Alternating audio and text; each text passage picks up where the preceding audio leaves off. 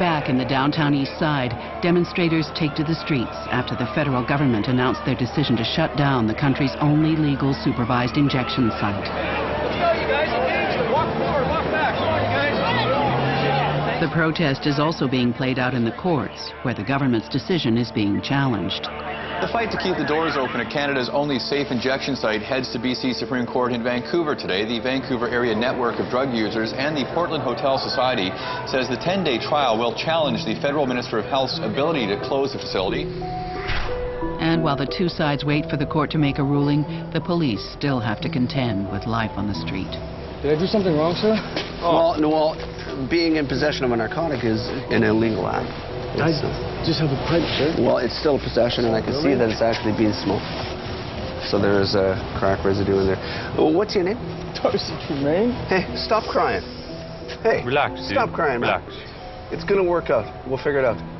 Stop. I'm not really a bad person. Just because you're an addict doesn't mean you're bad. If you cleaned up, you'd probably be a very good person and get on with your life. I bet you if you walked yourself to St. Paul's Hospital and you said, I want to get clean right now, I bet you they'd have a social worker with you, give you some strategies to deal with this you may not have thought about. As the court hears arguments on whether or not to allow the safe injection site to remain open, journalists from across the country descend on the Downtown Eastside. Everybody knows somebody who's got a substance abuse issue, whether that's pills, whether that's booze, whether that's crack. So most of my somebodies are middle-class people who go to nice rehab places in the country.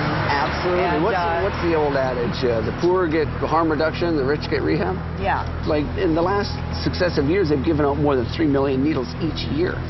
And so we see evidence of that around schools, in laneways, on the streets, just scattered around. So how can they defend handing out, 3 million needles a year? I don't know. It's third world rates of HIV down here. Yeah. You got saturation of hepatitis. So here's just a dump rig here with a little bit of blood left in it. Oh, geez. And more scatterings here. If you're on a diet, you're trying to lose weight, are you going to go sit in a food court somewhere, or are you going to go sit in front of a donut shop? Yeah. No, the addiction is just so strong that without like a lot of help, people are not going to be able to do it. Yeah. One little piece of the pie isn't going to fix this whole thing. You need meaningful housing, you need meaningful programs, and a lot of political will.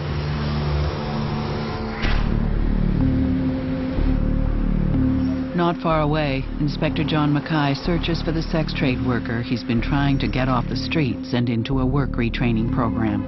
The extent to which you can help somebody really relies upon the extent to which they'll let you help them. Kelly's been down here probably from the time she was a teenager. That's very difficult to overcome, a lifestyle, A lot of the women are very transient. Kelly wasn't. She's pretty stable that way, but so it's odd that we would find her missing. So I was hoping we'd bump into her tonight. Let's see if we can spot her around here somewhere. Sometimes she's around here. She's about 6 feet in here. She's been down here for years. Have you seen her around today? All right, good. Thanks, Steve. Sometimes she's up here on Glen here. Okay, she's not here. The drug gang working out of Oppenheimer Park continues their operations unimpeded, using the housing protest tent city as cover. Meanwhile, at Beat Enforcement Team headquarters, Constable Shane Aitken assembles his squad to go through a plan to deal with this problem. Yeah, I got to get myself some bruises and a black eye. And the short hair, I went for the torture look.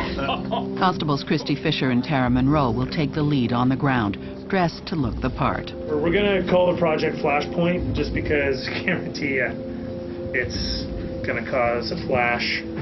People who aren't even involved in the squat dealing along here, but they're using the squat as cover. If one of the targets starts to move out of the area and we think that we can take them low-key without setting off the rest of the park, then that's what we'll do. I would prefer to have you guys so that you can see me, or if for some reason danger signal goes, that you guys are there.